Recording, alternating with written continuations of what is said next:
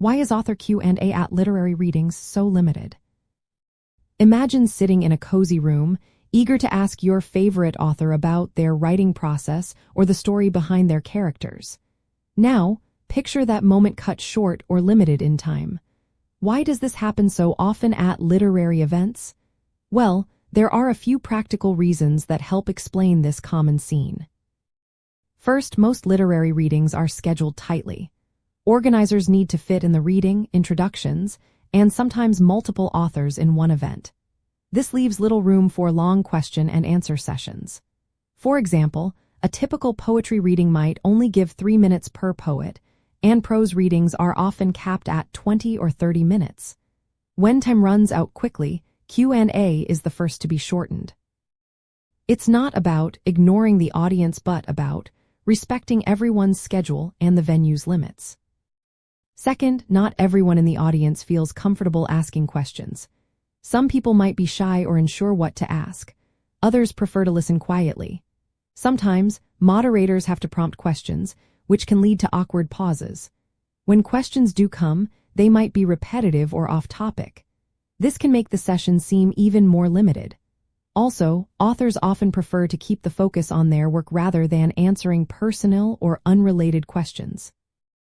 That's why organizers usually suggest questions about the book or writing process only.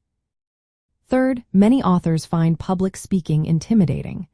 They might worry about being put on the spot or facing criticism. Some authors want to keep their interactions brief to avoid discomfort. Organizers aim to protect them from negative experiences, making sure the event stays positive and professional. Fourth, the main goal of a literary reading is to share the author's work, not to hold a long discussion. The reading itself is often the highlight, with Q&A as a quick add-on. Some events are designed as performances, where the reading is the main act. In these cases, limiting the Q&A is intentional. Finally, event organizers can make Q&A sessions more effective by setting clear expectations.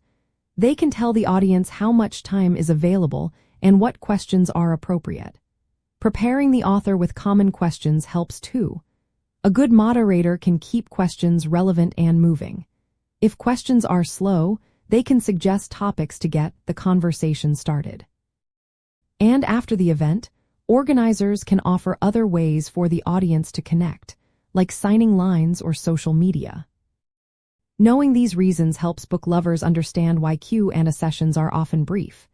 It's not about ignoring questions but about making the event run smoothly and respecting everyone's time.